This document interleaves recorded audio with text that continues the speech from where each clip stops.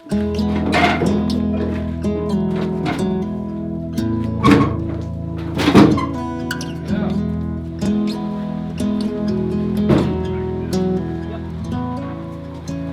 cannot catch a break with the weather. We woke up this morning and there's like an inch of ice, snow, sleet, junk out there, and it's gonna rain 1 and 2 inches today. And that is a perfect introduction to what we've been dealing with for our visitor here from Colorado. So I'll let Ryan introduce himself. Hi, I'm Ryan. I am from Colorado Springs, Colorado, and I heard about Arabella on YouTube and decided I had to be a part of it for a little bit. And I am here for a week, and it's wonderful weather for us today. Yeah, so it's too cold to paint, and it's obviously way too wet to go work in the woods. So we're at this kind of hard spot that we've been all spring, that it's just too cold and it's too wet. If we had one or the other, it'd be a lot easier. So we're going to jump ahead a few paces and work on the bow and the stern timbers. We're not going to need them for a little while, but it's warm enough that we can put on the teak sealer. So we're going to work on thicknessing them, maybe cutting them out to shape a little bit. And then once we get some warmer weather and can put the keel together, we'll be a little ahead of the game when it comes time to put the bow and the stern timbers on. So it's kind of been the story of our lives the last couple months, just trying to do what we can to keep chugging along. Next week looks sunny and 60, and if that's the case, we can finally really go full bore. So unfortunately, Ryan, you should have come next week.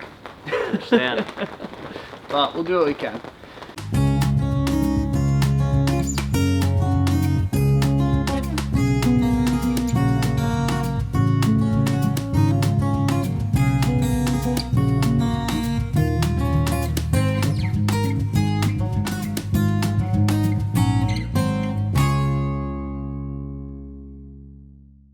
So today we're working on these timbers. So we glued these in the fall with a resource and all, and what we're going to do is have Ryan with the power planer here just take off the glue.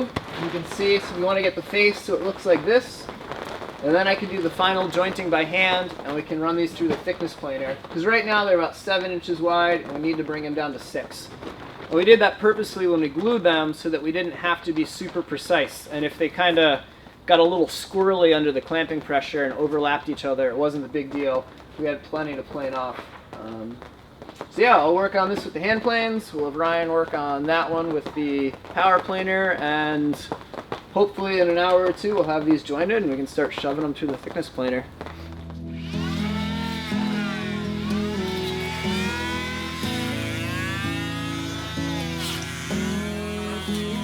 As Ryan worked with the power planer to strip the hard resorcinol glue off the sides of the timbers, Steve worked on finishing planing the piece we brought to the Jamestown distributor tent sale. Jointing the timbers simply means making one face completely flat. This provides the planer with a flat reference point. As the planer shaves wood off the top, it uses the flat reference face on the bottom to make the two parallel. As we don't have a joiner large enough to accommodate these timbers, Steve is doing this all by hand. Using 2 squares that sit flat on the timber, you can sight down and mark the rises and dips. Each rise and dip needs to be marked and then brought down with a hand plane.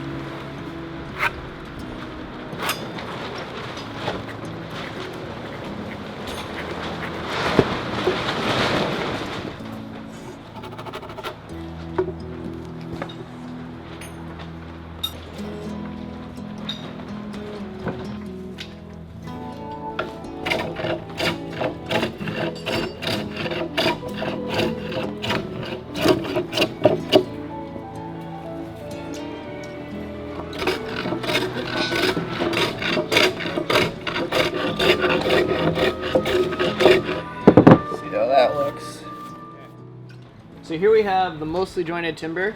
I'm happy with it being flat this way, but now we need to make sure it's flat this way. And once that's done, we can run it through the thickness planer. The thickness planer, all it does is it matches the surface below it. So if one side's wonky, it'll make the other side wonky. But once we have one nice, smooth, flat face, we can run it through the thickness planer. So I started with using the squares and leveled it this way. And as you can see, this middle part was pretty flat and I didn't need to touch it. But since I flattened out the ends here, I ended up doming it a little bit. So now you gotta go across and take this center down a little bit and be careful to take the same amount all the way across. And if I do that, take it down about a 1/16, maybe a 32nd, I should have a flat enough beam to go through the thickness planer.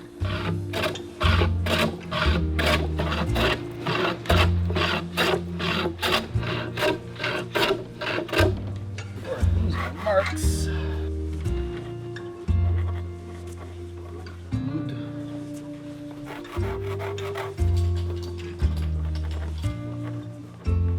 Wood.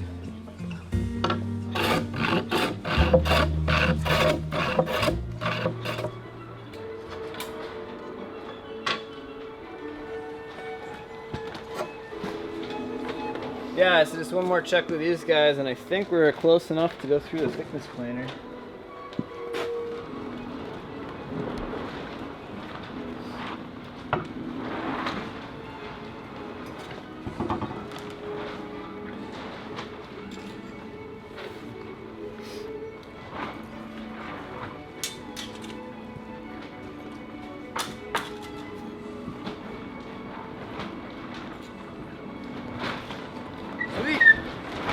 How are we doing over here? It's special. Found out that not just the one blade that we replaced, but the blade that was still in it were out of true with the plane. So I'm trying to re-true those with differing levels of success. I'm trying to figure out is why it's so hard to index these blades against this flat.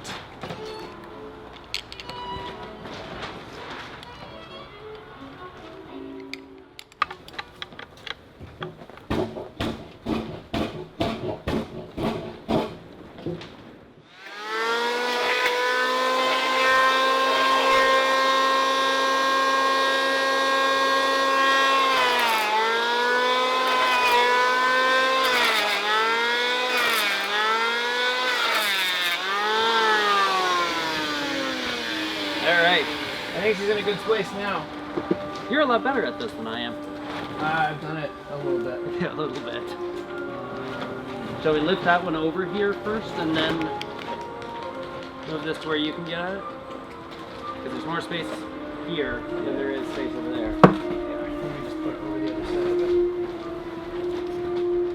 1, 2, 3.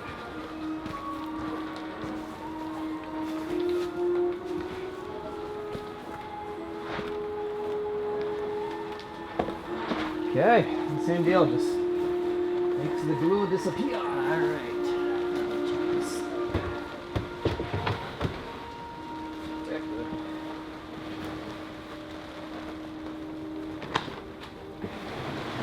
And one more piece.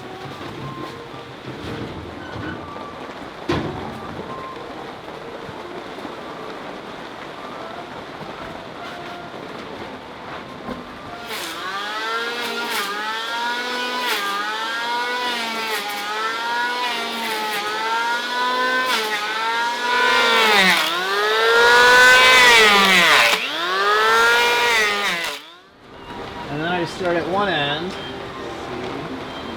so this right side's got to come down, and then I look at how it's sitting across the board. So sometimes it's humped in the middle, and I'm just balancing on that hump. Sometimes it's hollow, sometimes it's high. So right now we're riding on a little bit of a hump here, but this needs to come down quite a bit. So I'm just gonna make a couple dark marks. And this is like my own crazy system that works for me in my head. But the more lines and the darker the lines, the more I have to take off. The finer the lines and the fewer the lines, the less I have to take off. So I'll start and I'll do some big cuts, and then as I go, my number of lines and everything will get finer and finer and finer until I'm finally just making like really light marks and making those disappear. The pencil lines also give you references so you can know how much you are cutting off. If you really don't want to just plane like crazy, you can drop it too fast. So you really want to do like a lot of small increments. It's so much easier to take wood off than it is to add it. Absolutely. You can see it's rising on something. Yeah, so then what you can do is you can slide it to that side, and like that's pretty level. So and go like that. And now I need to do some work in that area, and this is good. So I'm gonna wanna bring all of this down to that same plane. And we'll work down the beam doing this, and what we'll end up doing is getting it flat from one side to the other, and we're gonna end up putting in waves as we go, and then at the end, we'll take those waves out. But since we know that lengthwise it's pretty good right now, and none of these are like, we're not taking off half an inch, it won't be too crazy. If it was really undulating, we would flatten that out before I did this. It would be even a longer process.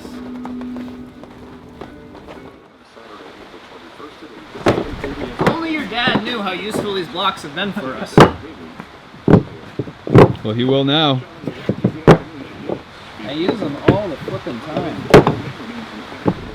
And this plane I have set pretty ranked. It's taking like a pretty big cut so I can move a lot of material. Yep. And that's why I'm going across the grain so that I'm not getting a ton of tear out. And I don't have to worry so much about which way the grain is going in all of these. And then the thickness planer will do the final like bump. See what I'm saying there? Yep, right here. Yep. So what you can do with that is highlight it like that. And then I know not to go out to the edges. And I'm just looking to take that hump out. And that's good. That's one of those things. We got to get that hump out of there, and then we can tell actually if it's sitting flat or not. Right. Because right now, when it's falling off one side or the other, Yeah, it changes it. it changes quite dramatically. Yeah, smaller jumps. There you go. Whoop. Seem right? Yeah. So while Ryan's working on joining the face of that last stem piece for us, I had to go and buy a new power planer. So we bought this Makita one used a while back, and it's been working pretty well for us. But for some reason, the adjustments, we can't keep them tight no matter how hard we crank them down. And the other time we were using it this past fall, one of the blades, it loosened. And as it came around, you can see it caught the housing, snapped it off, and bent everything. And this is that blade. And you can see it's pretty messed up. So we took it out and we put new blades in it, but we can't get it to keep a good adjustment. So we went and picked up a new Bosch one. And we haven't done a ton with it, but so far it seems to be going really well. And it's got more oomph. This Makita was only a 4 amp and the Bosch is a 6.5. So we'll put it through its paces and see if it holds up, but so far so good. Yep, eyes on that left side. Eyes on that left side. And those I watched you do. So yeah, looks good. Now to take out the last couple marks on the last timber.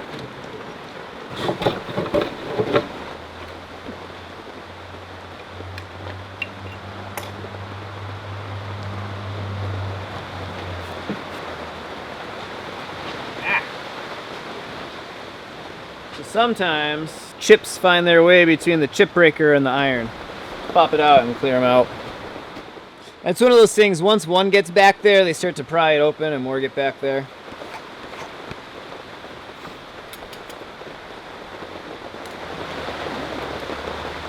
You're gonna hate me, Steve. You got a little dip now in that spot. It's okay. A little dip is okay because the thickness planer will take it out. Okay. But other than that, it is pretty close to spot on. 16th inch, 32nd inch. This planer will smooth that out for after a few passes. Because the planer bed's about yay wide. Right. So anything within that margin, it'll just eat up.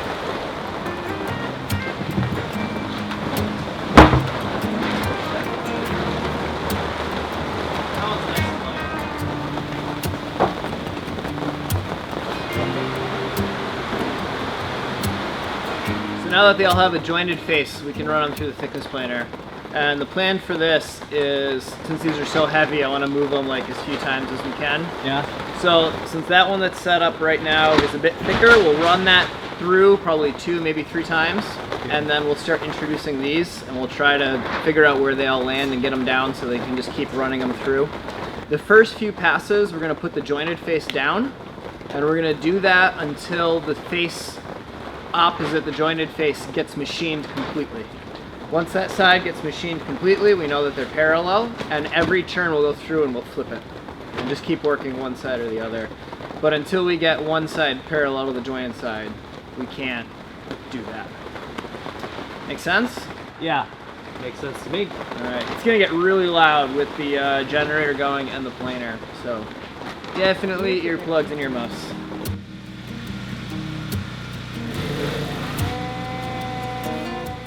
And finally, it was time to start planing these things down. Although it took us a couple passes before we got into a rhythm of having 3 people in the shop.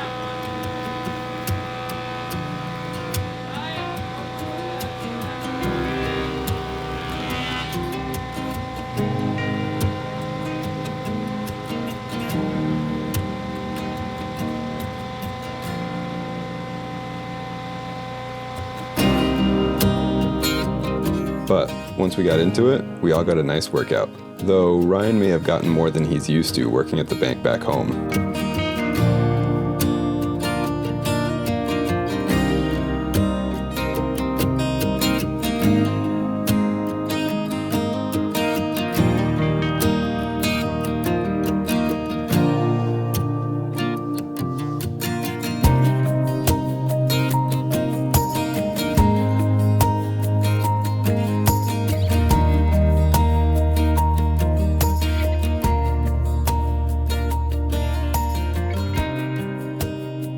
Woo! They look a lot prettier without all that glue on them, eh? That they do.